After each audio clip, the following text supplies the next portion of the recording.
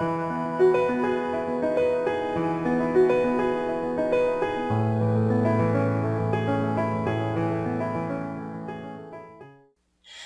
I'm Demi Stevens, founder and CEO of Year of the Book Press and editor-in-chief of Self Pub magazine, here in the studio today with Vicki Friedman.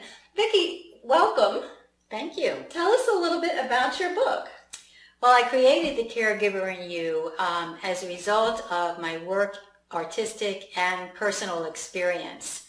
I've had many caregiving experiences throughout the years, and my work experience in various locations such as Olivia's House and York Hospital and the JCC gave me very keen insights as to what caregivers are going through. And then, of course, going through several caregiving experiences on my own, I just knew that something more had to be done. And for many years, I had been working on a series of inspirational artwork pieces, and it just came to me that I needed to combine my artwork and messages that I wanted to give for the caregiver into a project that would reach the spirit of the caregiver, something more than what is out there for caregivers. So tell us a little bit about how the book is laid out. Is it all text like you would read like a normal book? No, what it is of course there's a preface, and then there's text and a picture.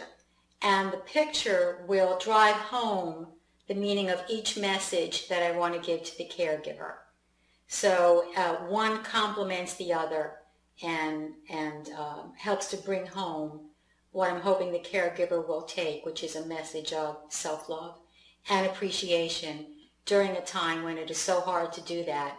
And when you're giving your all for another person, how do you also include yourself in the process? So you said you created the illustrations first. Did you have a certain caregiving topic in mind then, or did that come later? No, as I was doing these illustrations, I just wanted to create positive messages. So I think of a positive message. For example, there's music all around you, but you must listen. So I think of the message, and then I think of a way to bring that message across. And in this process, I started utilizing angels, not on a religious basis, but on a spiritual basis, because people may just think of angels as lucky, as messengers, as guardians. And in that capacity, in many of my pictures, they are employed throughout the book to bring across a message of a positive message. But then I realized that these messages so aptly apply to the caregiver in so many ways. And here was just this coming together of these two concepts. I knew something had to be done for the caregiver, knowing what I went through and the years it took to sort out the potpourri of emotions and feelings and guilts and that I went through. Something more had to be done. So what could I do that would really reach a caregiver in a different way? Not just looking up internet points on the internet, go get a support system or things like that. I needed to really reach them, and I thought that the combination of the artwork and the text would do it. So what kind of people would purchase your book? Well, it could be anybody going through a caregiving experience themselves, or somebody who wants to give it to somebody who's going through a caregiver. So we can talk about, I think everybody at some point in their life is a caregiver, whether you're a parent taking care of a child for a long or short time. A child can have autism, a child can have other disabilities. You may be a person our age taking care of a parent with Alzheimer's or dementia. You can be a family of a veteran taking care of wounds, mental and physical wounds. You can be the spouse of a cancer patient or some other disease that requires your care and your attention. And it can be for a short-term or a long-term basis. But basically, usually, everybody at some point in their lives becomes caregivers. And the way that we handle that and the impact that it has on our lives is very deep. I like what you said about you can purchase this for someone in your life who's a caregiver, because I know at that point, sometimes it's hard to know what to say to them.